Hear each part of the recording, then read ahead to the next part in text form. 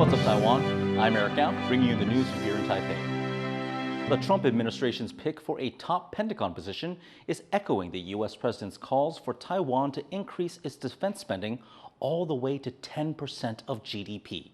Cadence Caranta reports.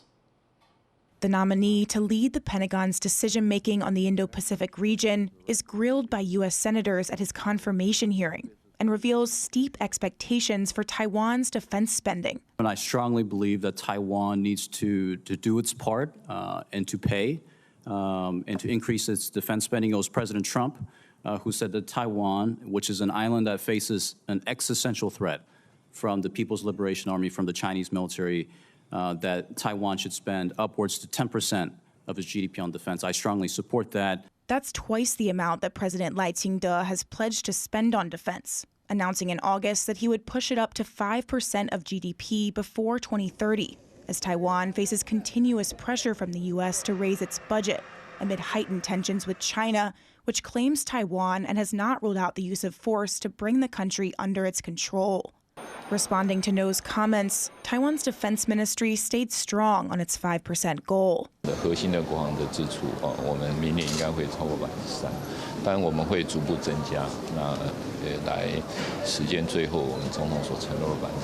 10% demand, experts say, is unrealistic. 我的观察，这是川普那边一些人的单独的说法。从全世界角度来看，目前没有一个民主国家的国防预算可以到达 GDP 的10%，所以依照中华民国目前这个总的预算来看的话，我们如果可以达到5%，应该是一个甜蜜点。But already, Taiwan's push to increase defense spending is facing difficulties. The legislature is at a stalemate over the proposed budget for next year, which includes a defense budget of more than 3% GDP, a sharp increase from this year. It's facing pushback from some opposition lawmakers, who are rejecting the entire budget proposal because it fails to include pay raises for soldiers. Legislators from both of Taiwan's major parties say they support increasing defense spending, but opposition parties made major cuts and freezes on this year's budget, meaning Taiwan's government could have an uphill battle ahead of them, as pressure from Washington to spend more on the military becomes even greater. Hank Xu, Patrick Chen, Alan Liu, and Cadence Caranta for TaiwanPlus. Former officials and security experts from around the world are in Taipei to discuss ways to strengthen Taiwan's self-defense capabilities and to counter China's assertive actions in the Indo-Pacific. The future of Taiwan matters. Preserving the status quo in Taiwan is not a matter of convenience for countries like Australia, the United States, Japan, or others. If Taiwan were to be forcibly placed under the authoritarian rule of the CCP, there would not be a corner of the globe that would be unaffected. One key point raised at the forum was Taiwan's determination to deter aggression by increasing its defense budget. This comes after Taiwan President Ching-te promised to raise national defense spending to 5% of GDP by 2030. So I want to applaud President Lai for making a commitment to increase defense budget, because that's a significant signal that Taiwan is willing to shoulder the burdens. And, you know, the United States, at the same time, wants to see Taiwan make new investments in the right areas, you know, drone technology, drone detection, mobile tactical weapons. The forum is also focusing on new technologies and Taiwan's civil defense efforts. 26 Chinese military aircraft and 7 ships neared or crossed into Taiwan's air defense identification zone early on Wednesday. The defense ministry said that 18 of the planes entered zones north, west, and southwest of Taiwan's main island. The sorties are the latest in a growing string of similar gray zone tactics meant to wear down Taiwan's defenses. Taiwan's Air Defense Identification Zone, or ADIZ, is not part of Taiwan's airspace, but serves as a defensive buffer.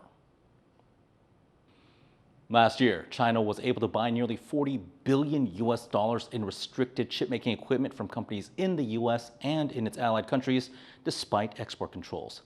That's according to a report from a bipartisan committee of U.S. lawmakers. It found that loopholes in the rules allowed companies like the Netherlands' ASML, Japan's Tokyo Electron, and U.S.-based Applied Materials to sell $38 billion in sophisticated chipmaking gear to China in 2024. The U.S. committee says these sales are a threat to national security and is calling for new, expanded export controls to prevent further sales. The U.S. export controls on China's tech sector have been in place for 3 years now.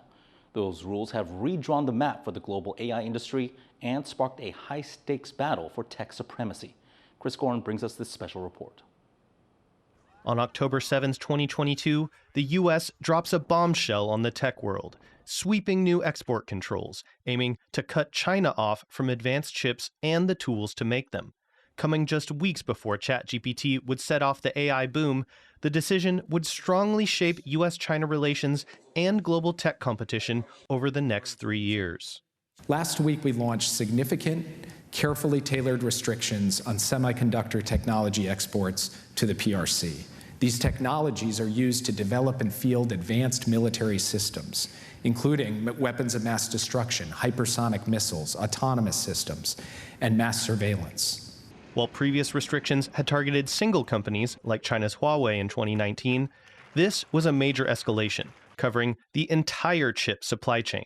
What happened between 2019 and 2022 was AI, right? I mean, basically, AI came into the picture. And the idea was, wow, AI is getting really capable. And at some point, you might want to control who has access to it, in particular, malicious actors. There are different perspectives, and I served in the Biden administration around this time. And so I know that the federal government the Biden administration, the federal government was very focused on targeting and not kind of the whole supply chain, essentially, of semiconductor and underlying AI technologies.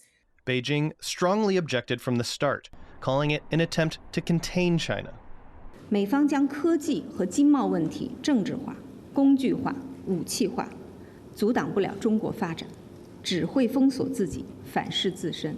Beijing feel like this is a clear signal of containment of China, and they were shocked at the scope of these type of controls.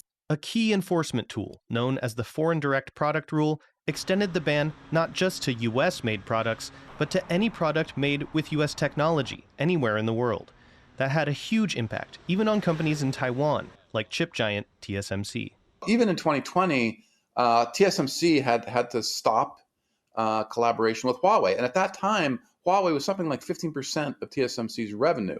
The China market, if you look at TSMC, and where it was poised to go before the controls, was certainly impacted. The rules applied not only to chips, but also to chip-making tools like lithography systems. That required buy-in from the governments and companies in countries like Japan and the Netherlands, where these key tools are produced. To comply with the rules, some chip designers, like US-based NVIDIA, began making new, slower chips specifically for the China market. But in 2023, China began to hit back, banning products from U.S. memory maker Micron and computers deemed sensitive, citing serious network security risks, which the U.S. says were false. The recent announcement by the PRC regarding Micron, we believe, are not based in fact. And so the Department of Commerce is engaged directly with the PRC to detail our views on this. In October 2023, almost exactly 1 year after the controls began, the U.S. expanded restrictions to cover new China-only models from NVIDIA and other loopholes, while China banned exports to the U.S. of critical minerals used in military and 5G devices. In April 2025, President Trump, back in the White House, announced his Liberation Day tariffs on every foreign country. China was hit hardest of all, with some tariffs exceeding 100%. China retaliated by issuing its toughest restrictions yet, cutting off multiple rare earth minerals to U.S. companies.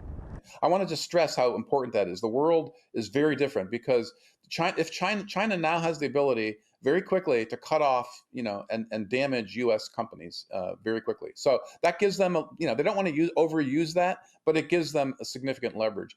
That's a moment where rubber meets the road, and the U.S. decision maker realize, they have a bargaining chip too, and it's equally powerful as ours.